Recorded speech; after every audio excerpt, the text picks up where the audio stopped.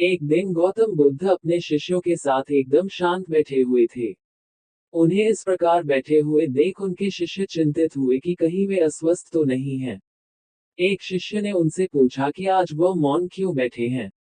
क्या शिष्यों से कोई गलती हो गई है? इसी बीच एक अन्य शिष्य ने पूछा कि क्या वह अस्वस्थ हैं। पर बुद्ध मौन रहे। तभी कुछ दूर खड़ा व्यक्ति जोर से चिल्लाया, आज मुझे सभा में बैठने की अनुमति क्यों नहीं दी गई है? बुद्ध आंखें बंद करके ध्यान मग्न हो गए। वह व्यक्ति फिर से चिल्लाया, मुझे प्रवेश की अनुमति क्यों नहीं मिली? इस बीच एक उदार शिष्य ने उसका पक्ष लेते हुए कहा कि उसे सभा में आने की अनुमति प्रदान की जाए। बुद्ध ने आंखें खोली और बोले, नहीं, वह अछूत है, उसे आज्ञा नहीं दी जा सकती। ये सुन शिष्यों को बड़ा आश्चर्य हुआ। बुद्ध उनके मन का भाव समझ गए और बोले, हाँ, वह अछूत है।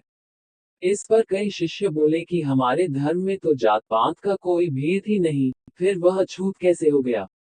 तब बुद्ध ने समझाया, आज वह क्रोधित होकर आया है। क्रोध से जीवन की एकाग्रता भंग होती है। क्रोधी व्यक्ति प्रायः मानसिक हिंसा कर बैठता है।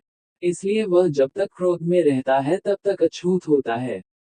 इसलिए उसे कुछ समय एकांत में ही खड़े रहना चाहिए। क्रोधित शिष्य भी बुद्ध की बातें सुन रहा था। पश्चाताप की अग्नि में तपकर वह समझ चुका था कि अहिंसा ही महान कर्तव्य व परम धर्म है। वह बुद्ध के चरणों में गिर पड़ा और कभी क्रोध न करने की शपथ ली। आशय ये कि क्रोध के कारण व्यक्ति अनर्थ कर बैठता है और बाद में उसे पश्चाताप होता है। इसलिए हमें क्रोध नहीं करना चाहिए। असल मायने में क्रोधित व्यक्ति अछूत हो जाता है और उसे अकेला ही छोड़ देना चाहिए। क्रोध करने से तन, मन, धन तीनों की हानि होती है। क्रोध से ज्यादा हानिकारक कोई और वस्तु नहीं है। बुद्ध ने कहा भी है, क्रोध को पाले रखना गर्म कोयले को किसी और पर फेंकने की नीयत से पकड़े रहने के समान है, इसमें आप ही जलते हैं।